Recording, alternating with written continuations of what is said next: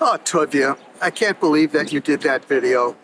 You know, we've known each other for so many years, and to be able to speak so many falsities and mistruths, and gosh, I don't know where you even get your information from.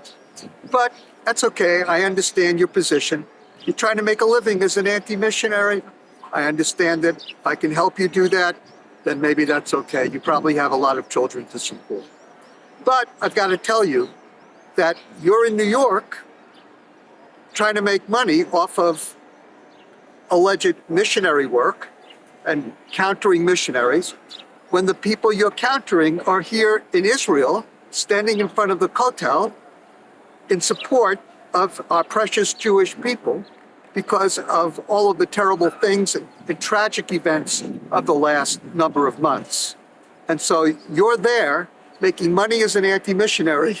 I'm here in front of the Kotel, standing here in support and asking for prayer for our Jewish people. Now, Tovia, listen, you gotta understand that Rabbi Leopold Cohen may indeed have been somebody who did something wrong, but that's why he found Yeshua as Messiah and was forgiven. Now, we have a really big, thick book that explains all of these false charges against Rabbi Cohen about being a horse thief and saloon keeper and listen, I became a believer in Yeshua when I was 19, and I wasn't such a good kid, even though I was raised in a nice modern Orthodox Jewish home. However, one needs a good fresh start sometimes. And so let's say Rabbi Cohen wasn't perfect. So he was able to be forgiven. I mean, why do we need Yom Kippur if we don't need forgiveness? We're all human, Tovia. And then you tell a lot of interesting stories about Baptists and about this and that. Tovia, what are you talking about? Okay? I'm Jewish. I'm the leader of Chosen People Ministries. I'm the president of the organization. We've been around for 130 years. We helped people during the Holocaust. We helped people during 9/11. We helped people during World War I, World War II, in displaced persons camps in Europe. We helped unite families after the Holocaust. We've been in Israel ever since Israel became a state, even before. We have been very active, spending hundreds and hundreds and hundreds of thousands of dollars to help our dear, precious people who have suffered since October 7th.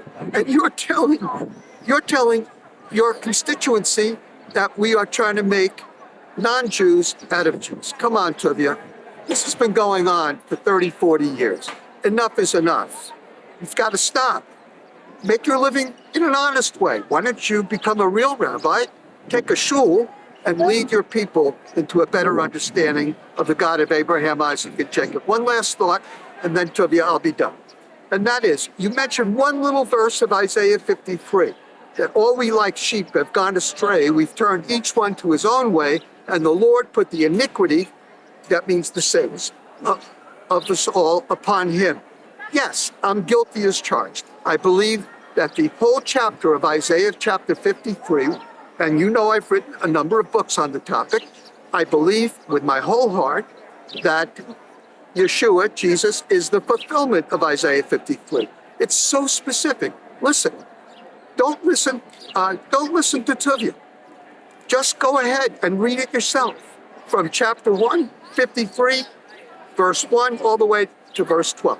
And you will see an incredible description of the Messiah who is perfect, sinless, and yet he bore the sins of both Jews and Gentiles who were sinners. Which one of you would say that you're not a sinner? We are all sinners. We're all in need of teshuvah. We're all in need of kippurah. We need forgiveness of our sin. And so read Isaiah 53 for yourself. Don't let Tovia Singer make up your mind for you. Make up your mind for yourself. Well, this is Mitch Glazer, and I am here at the Kotel praying for our people that God would have mercy and give us great victory in the wars and conflicts that we're facing. And I hope that you too will pray for the peace of Jerusalem. The Bible promises that they will prosper, ulavde, shalom, and Tovia, get a real job.